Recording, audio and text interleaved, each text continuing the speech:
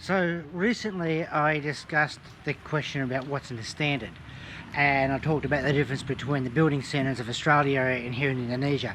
Well, today I'm going to show you what I actually meant by that video.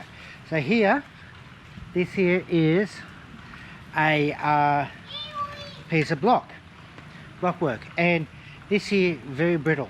I could quite easily break that block, and and I have done it. You got to be careful. Now the thing is, it does have a little bit of compressive load, and pretty well everything around here is built with that. In fact, just walking back up to my place now, and as I go through here I can show you. So all those walls there, and as you can see here, you got the blockwork here, and I was pulling something out, and actually, as you can see, it broke the top of it quite easily. They are quite brittle, and the slabs are not even 10 mil thick. It really is quite scary when I talk about all those things. So what does that mean? What happens with that? Well, it has a culminating effect on a lot of things. So for example, this door here is actually square. In fact, if you look at this here, this is quite perpendicular. Now this door is square, and if we come down here, look at the bottom, it's actually against the wall, but at the top I can fit two fingers in there. This whole wall is leaning. Not to mention, I don't know whether you can see that almost clear line. That's actually the optic fibre. No covers in it. I've got a crack that's going right up through the wall through here. I've got cracks up through there. We've patched up cracks there.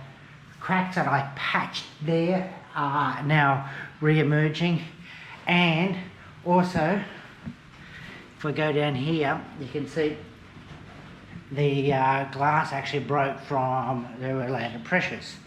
Now, also, if we go through to here, this is where the wall, that was wall, and this was like a little door to end out the backyard there. As you can see there, if I put that up, you've got actually a crack running right through there, and this new ceiling, which was all sealed when it was first done. I don't know whether you can see in the corners there, but there was actually cracks. So cracks right through there, up through there. It's taken us about just between that light and the wall. I had a leak. It took us about 4 goes to get that. We're hoping that there's fine now. Another thing to show you is if I get down here down low, oh man, I'm old, and we'll look at the bottom. See that bit of timber there? That timber there, if you look at the water, it's actually level. Now, so this was level first. That has dropped the thickness of that timber just in the last couple of months. So it actually hasn't taken a lot, and there's literally cracks everywhere through this place, and all sorts of work being done, and this wall here, if I show you this wall here, I've got a fairly big crack through there. You can see it's cut through that there, come along here, and it's cracked down there, and it goes all the way down. And also, if we come over here, look at the walls, you can see all the green. Look, so what I'm trying to say is there's a lot of cracks, there's a lot of movements, but having said all that, the house is actually holding up reasonably well.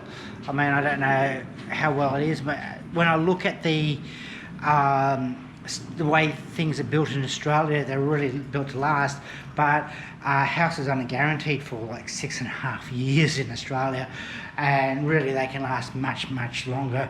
It's quite good. The tolerances of a house in Australia is about 5 millimeters, so it's quite stable. So this is a different style of way of doing things. There's just cracks and movement absolutely everywhere. Those bricks that I was talking about, well, that's what this wall is made out of. Same with this wall here. And also, not the bench top itself, but the walls on the bench top. So everything here is built, and it all moves and shifts about and stuff like that. And but everyone seems to be okay with it. Now, am I really thrilled about it? No. I'm not used to this sort of movement in a house. But the house is not falling down. We can still sleep at night. Everything still seems to work reasonably well. And so this is what I was talking about, what is so difficult to get used to here in Indonesia as far as building standards are concerned. Having said that, it's working, it's getting there.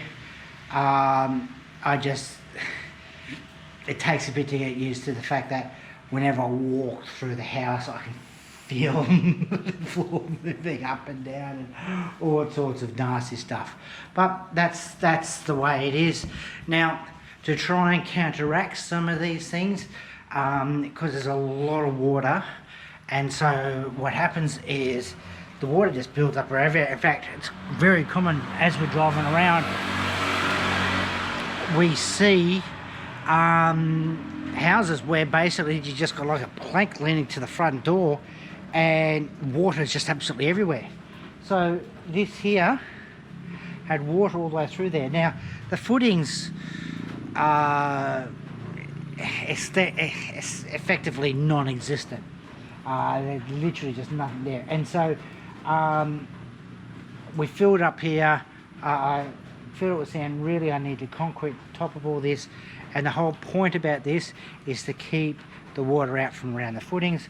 I'm trying to keep everything dry in underneath the slab, and the whole underneath the house and around the edges, so basically the house just doesn't collapse. But look, it's the way it goes. Life could be worse, and the only thing left to say is, well, cheers.